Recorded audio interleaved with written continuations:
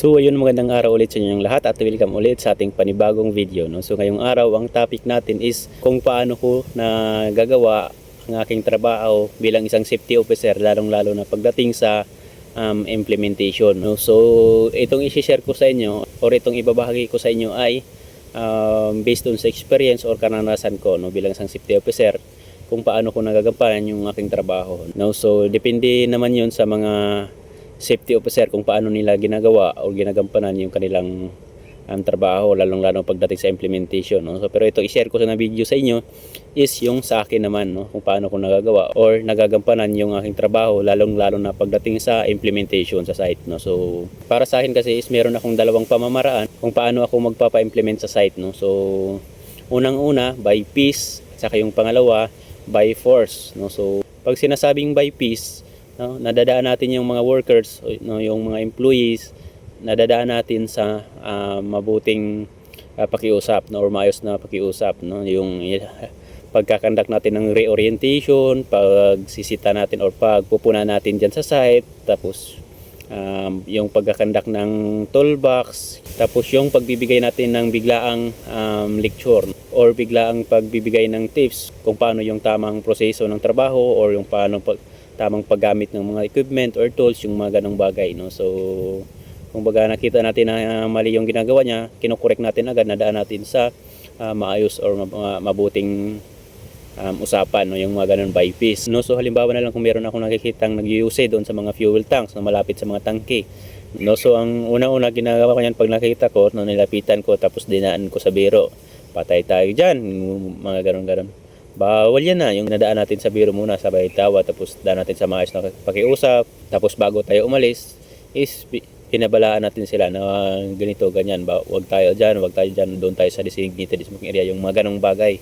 Tapos halimbawa din, meron tayong nakita hindi nagsuot ng PPE doon sa working at heights, no, hindi nagsuot ng full body harness. So sasabihin ko na naman yun minsan na, asan yung full body harness mo? Pasuot muna kasi magpipicture ako, yung mga ganong bagay. Tapos kinausap ko muna siya nung labas sa na hindi tungkol doon sa pag hindi pagsusot ng harness, kinausap ko muna, tapos tinatanong-tanong ko muna yung mga regarding sa paano sa magtrabaho, yung mga ganong bagay.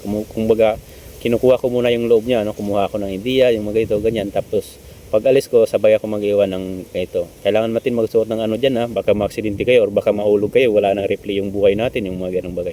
Hindi na kayo pwedeng i-post, no? Yung mga ganong senaryo, yung pabiro pero may laman yung biro natin, no? So mga ganong bagay nadadaan lang natin sa pakiusap or maayos na pagsasalita, no? So ganon ako magpa-implement pagdating sa by piece, no? So pagdating naman sa by force, no, so yun yung pwersahan, no? Kaya nasabi kong by force, no, kasi nga ang gamit ko na doon is yung black and white na or yung mag-i-issue na tayo ng violation notice, no? So kailangan na natin ng documentation, o kailangan na natin ng papel o report, yung mga ganong bagay, no?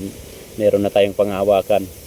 So ginagawa ko naman yon pag nasita ko na yung tao mga isang beses, mga dalawang beses ganon, tapos lagi niya pa rin ginagawa, no? Makailang beses, tapos sinasabi ko na rin sa toolbox, tapos ginagawa niya pa rin yung lagi natin nakikita sa kanya. So doon ako magpapa-implement ng by force, no? So warningan ko na siya doon, no? So magbibigay na siya ng explanation, may warning na siya doon, tapos ipaliwanag ko na sa kanya kung gaano kabigat, kung ano yung mga gagiging kahinanatnan kung meron tayong violation notice, no? So an example, first offense is warning, kailangan niya magsulat ng handwritten reprimand, tapos pangalawa is 3 days, 6 days, tapos meron pa yung walang increase, walang promotion sa loob ng 1 taon, 2 taon, yung mga ganong bagay panipaliwanag ko din sa kanya para hindi niya na ulitin pagka nagkakaroon na siyang warning, no? So matatakot talaga sila doon kung gusto nilang magtagal sa company or kung gusto nilang ma-increasean doon sa kanilang trabaho.